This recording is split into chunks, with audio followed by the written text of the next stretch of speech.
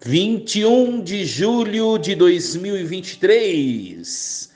Nós estamos na sexta-feira da 15ª semana do tempo comum. Em nome do Pai e do Filho e do Espírito Santo. Amém. Meus queridos filhos e filhas, muito bom dia. Vos saúdo com a paz. Que Deus os abençoe nesta manhã dessa sexta-feira. Sextou! Que alegria, né? Quando a gente chega ao fim de semana, vem um alívio assim para concluirmos a semana de trabalho, de tantos compromissos, não é verdade? Convivermos com a família, com os amigos, irmos à Santa Missa, com toda certeza, que deve ser nossa prioridade no fim de semana. E nessa sexta-feira ainda não acabou, minha gente. Força e coragem, ainda não acabou a semana. Nessa sexta-feira nós vamos meditar o texto de Êxodo, capítulo 11, versículos do 10 ao 12, versículos do 10 até o capítulo 12, versículo 14. Naqueles dias, Moisés e Arão realizaram muitos prodígios diante do faraó, mas o Senhor endureceu o coração do faraó, e ele não deixou que os filhos de Israel saíssem da sua terra. O Senhor disse a Moisés e a Arão no Egito: Este mês será para vós o começo dos meses, será o primeiro mês do ano. Falai a toda a comunidade dos filhos de Israel, dizendo: No 10º dia deste mês, cada um tome um cordeiro por família, um cordeiro por casa. Se a família não for bastante numerosa para comer o cordeiro, convidará também o vizinho mais próximo, de acordo com o número de pessoas. Deveis calcular o número de comensais conforme o tamanho do cordeiro. O cordeiro será sem defeito, macho, de 1 ano. Podereis escolher tanto um cordeiro como um cabrito. E devereis guardá-lo preso até o dia 14 deste mês. Então toda a comunidade de Israel reunida o imolará ao cair da tarde. Tomareis um pouco do seu sangue e untareis os marcos e a travessa da porta, nas casas em que o comerdes. Comereis a carne nessa mesma noite, assada ao fogo com pães ázimos e ervas amargas. Não comereis dele nada cru ou cozido em água, mas assado ao fogo, inteiro, com cabeça, pernas e vísceras. Não deixareis nada para o dia seguinte. O que sobrar devereis queimá-lo ao fogo.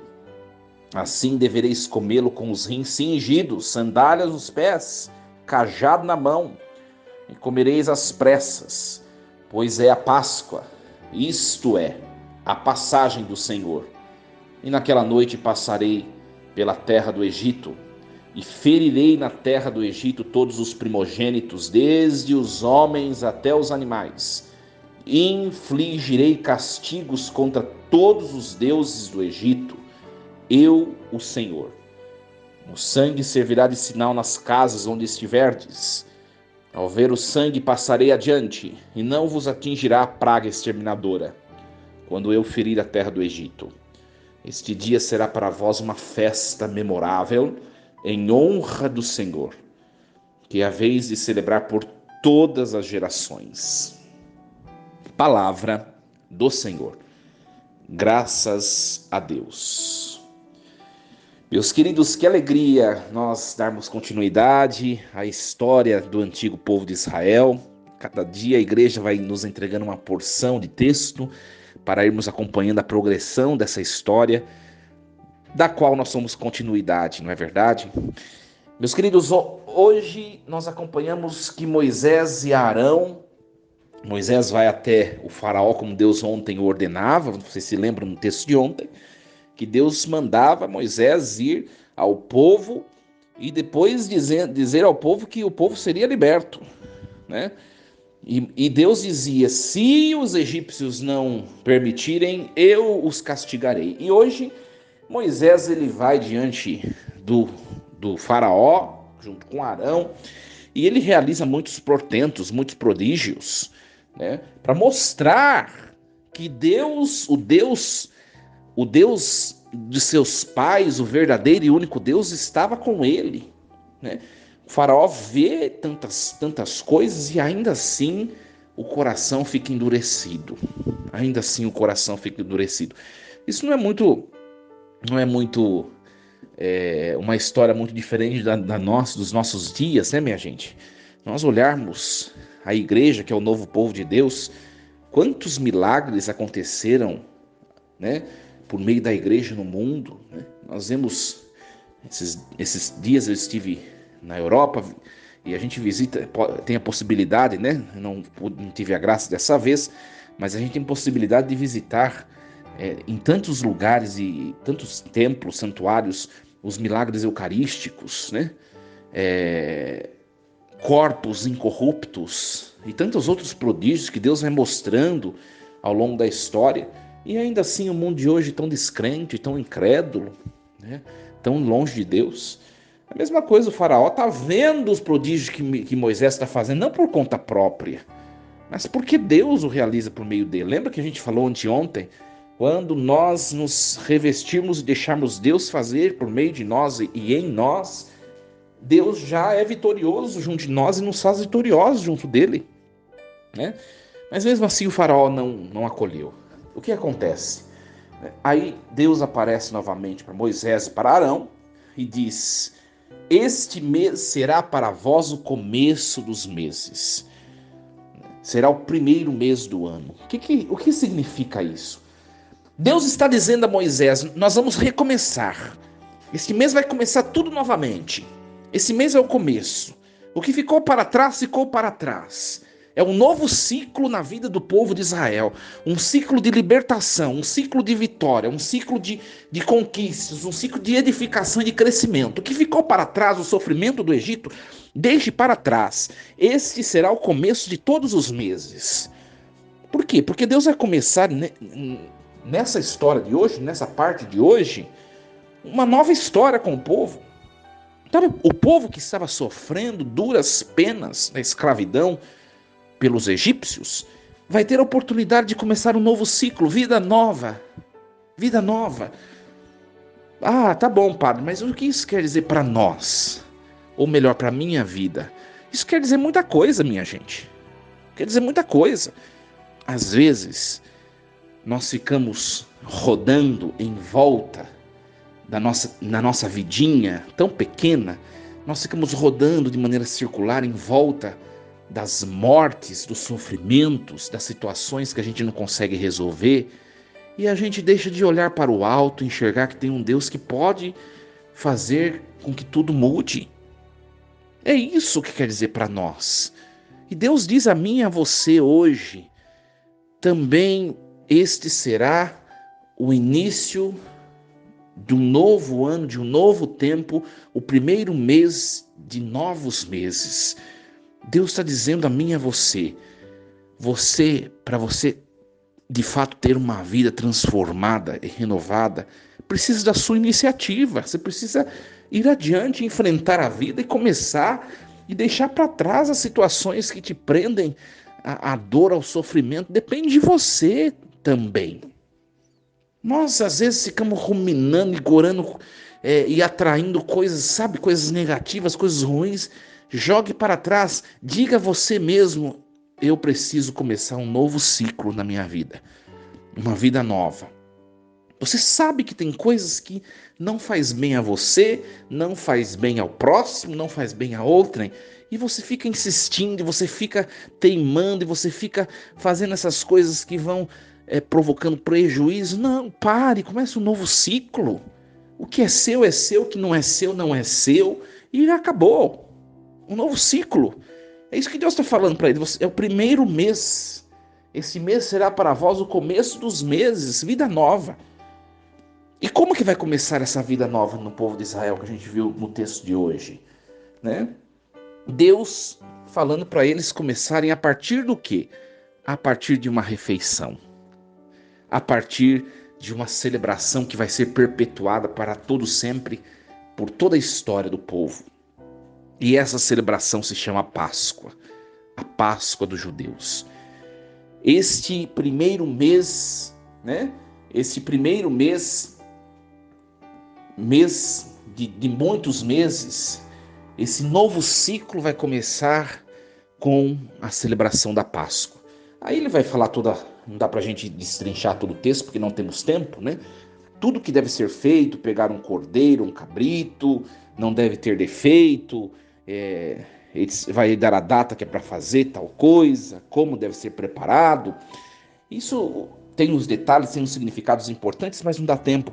Uma coisa importante para nós não somos mais o povo de Israel, mas somos continuidade desse povo. Nós somos o novo povo de Deus, que foi instituído por meio de Cristo, que é Deus que veio na história.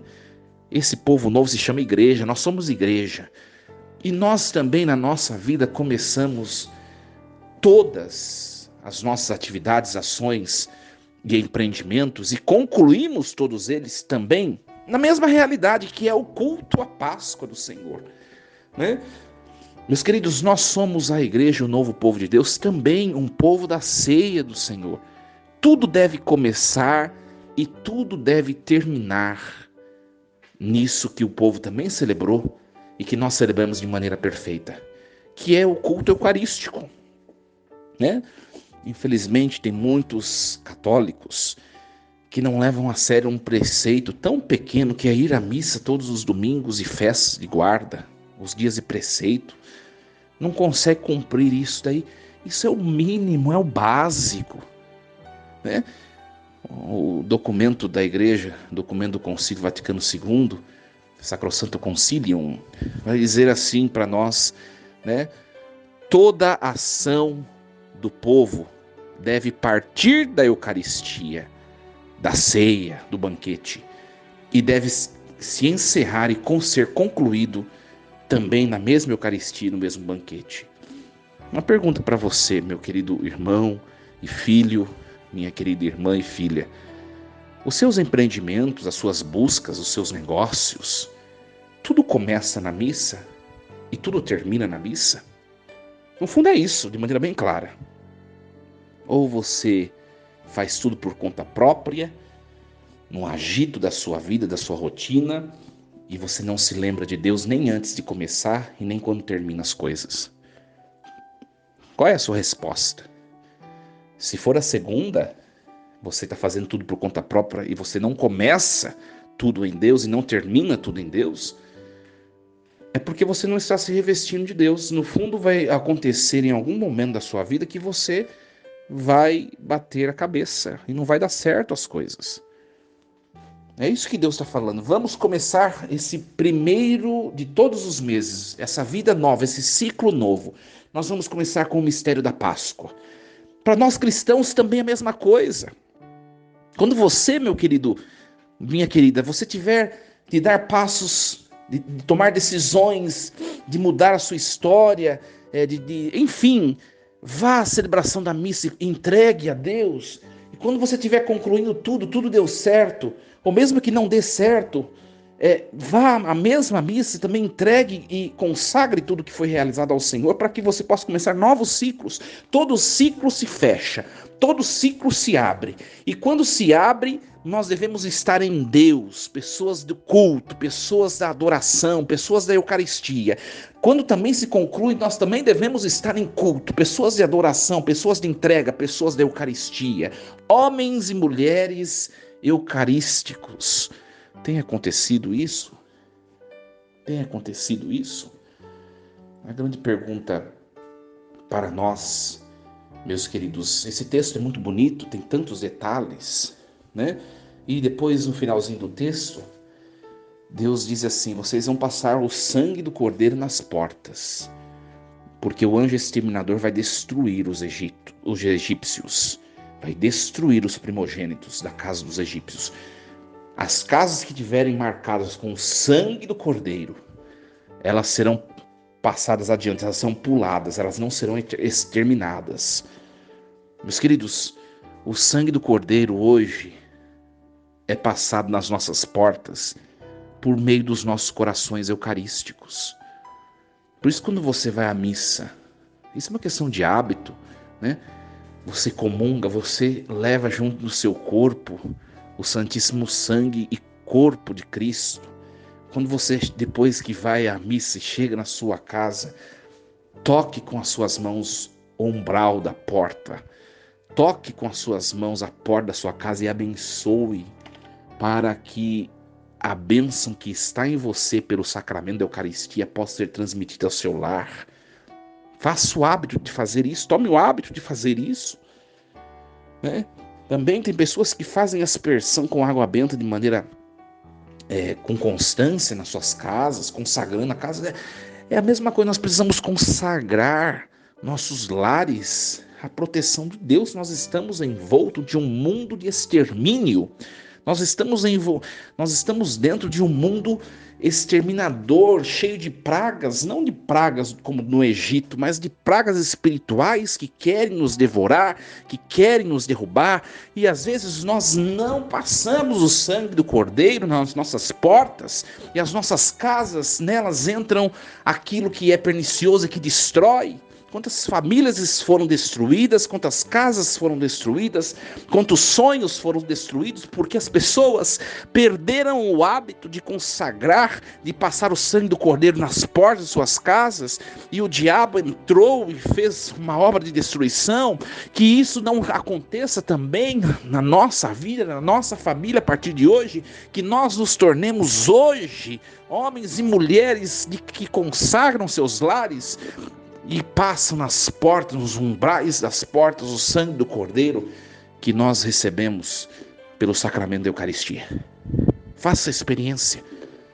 Talvez você não tenha feito até hoje e alguma praga exterminadora já passou por debaixo da sua porta, mas ainda há tempo. Ainda há tempo.